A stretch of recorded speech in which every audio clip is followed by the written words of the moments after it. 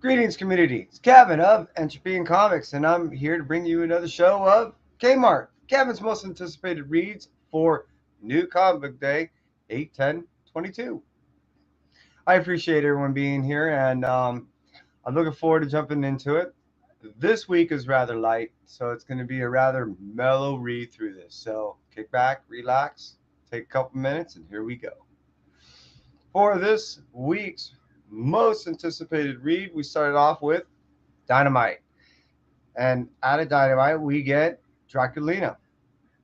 I know I've been talking about this for, well, obviously the past 4 issues, because issue number 5 comes out this new comic book day.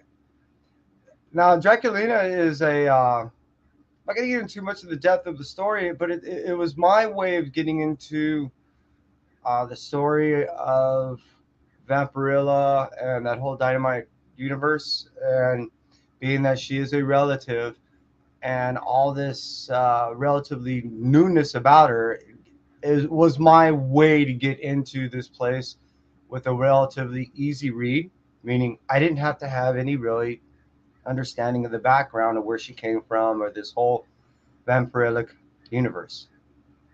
I guess that's correct. So Draculina number 5, I'm really looking forward to reading. I've been enjoying the past 4 issues. I have to admit, technically, I've only read 3. I somehow missed issue number 3, so I read 1, 2, and 4. It doesn't totally ruin it, but you know how it is when you have a gap. So Draculina number 5 is one of my most anticipated reads for this new comic book day, 8/10. Moving on over to the Black Caravan place. Out of that company, we get Phantasmagoria number 1. I think it's a 4 issue mini. It's a very wizardy Wonderland, very fantasy based. I haven't read anything that was relatively fantasy based in this form, this fashion, this I guess stereotypical. Um, I know this was like a trope of the '80s in the sense of the dragons, the wizards, and all that. I'm looking forward to getting into something a little more darker. So Phantasmagoria is my pick. From there, we go over to sticking with Black Hair Man. We get Vanity. Now, Vanity number 3 is a totally different type of read. I love Black Caravan's books because they are very dark. They are very, heavy. Um, Vanity is a story of the Countess Bathory, and depicted in a way that, being that there truly is little known of her, and most of which is kind of legend and hearsay, that it gives you a cool new way of looking at a somewhat mythical kind of individual as far as the information slash misinformation that's out there. So it's an interesting take on this individual and the heavy, again, the heavy aspects of what this individual is dealing with. I believe the point is to carry all the past type stuff and make it relative to the present and show that no matter what, no matter the times, no matter the state, no matter the statute, no matter the status, we're all basically going through the same thing. So Vanity number 3 is one of my most anticipated reads for this Wednesday. Moving over to Marvel.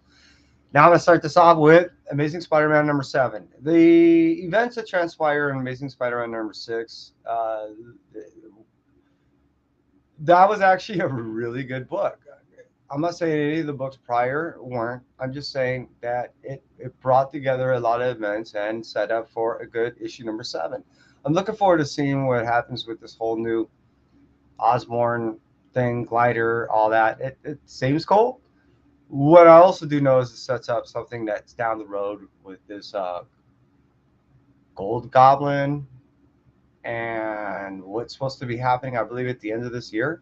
So that's why it is one of my most anticipated reads for tomorrow.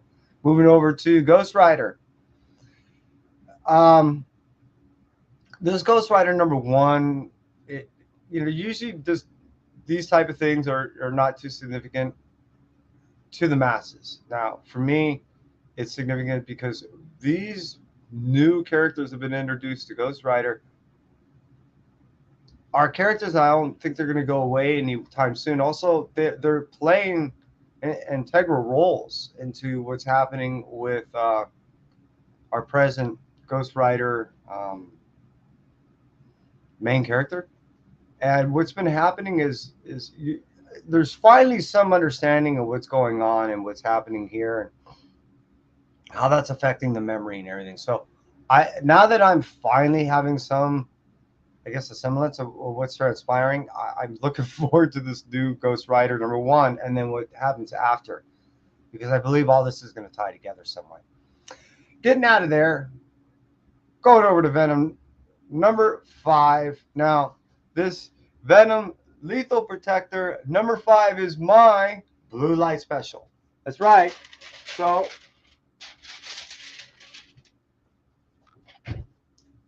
this Lethal Protector #5 has been a very fun story, a very memorable trip down memory lane for me, in the sense of how Venom is depicted, how it's written, how the story feels, how it's drawn. I'm old, so it reminds me of reading these things quite some time ago. So this Lethal Protector kind of brings me back to the feel of the old Lethal Protector and the old Venom of the early 90s. And yeah, it just strikes a chord to, a hard memory. And that's why this last issue of, well, Lethal Protector, I guess would be considered a volume 2 version, is my most anticipated read and my blue light special. And that is it for me, Entropy. Thank you very much. You have a great night.